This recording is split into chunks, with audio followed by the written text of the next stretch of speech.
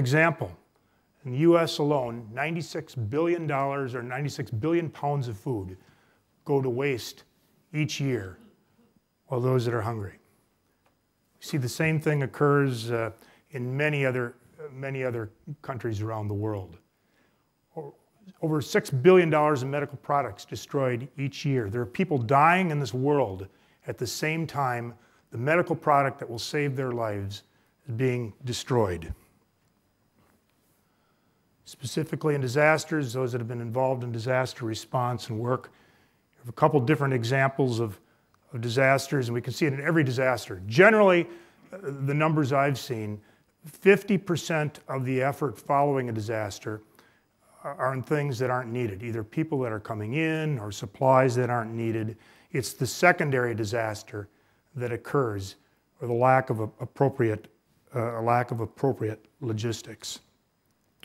You can see these. I think if we were talking about one of the earlier presenters had on the Pakistan earthquake, the image that comes to my mind is the inability to get other supplies into Pakistan because so many things had been thrown out of the trucks on the road going in because they weren't needed, that you could no longer get through on the road. There's just that many things, those many things where it had been thrown out. So Aid Matrix itself works in supply chain management. Again, our mission is to empower other organizations. There are no warehouses. There's no trucking, no transportation system. If that's an emergency and you need to go, you just go ahead. If there's another earthquake, and okay, no, that's all right. I was gonna. One of the things you learn in disaster, by the way, which I thought was so appropriate to have the person. Most people, as you've gone through in training, that's why having these trainings are so important. We had the examples of what occurred, but with 9/11 in the Twin Towers, turns out there were a couple of floors of people where everybody but one person, the person in charge of security, because he stayed in, everybody else survived. Why in a high floor would one of the companies, because they had somebody who had a leadership position, had taken it very seriously and trained people. So there's a lot of work done in the psychology and the training that you are going through in the classes and by taking these leadership positions and the difference it makes. So do that again and I'll do, no. As an example, we work with over 41,000 organizations that utilize Aid Matrix technology.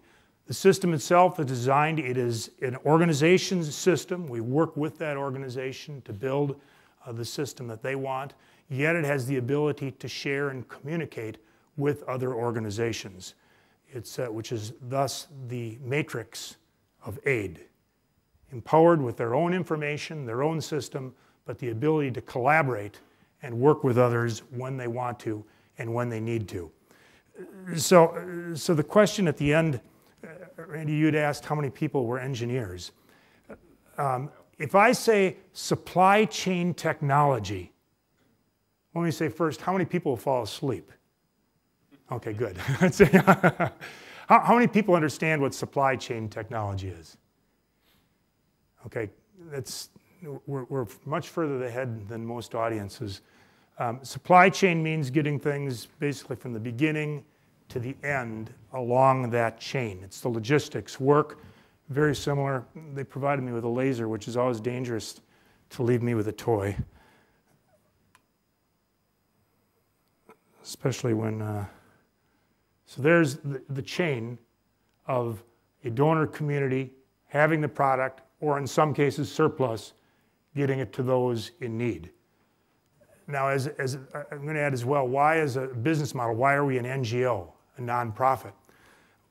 The technology that Aid Matrix has is state-of-the-art, very highly sophisticated supply chain technology, which has been in existence for 15 years, must be used by the private sector to be able to compete globally. It must be used or they're not going to have a profit. Nevertheless, it has not been able to be applied to the humanitarian sector. There are several reasons for it. One is it's expensive. As we've found as an NGO, when we work in this square, people in need, you know, the tough thing with poor people, they tend not to have money. It's a very difficult business model to work on with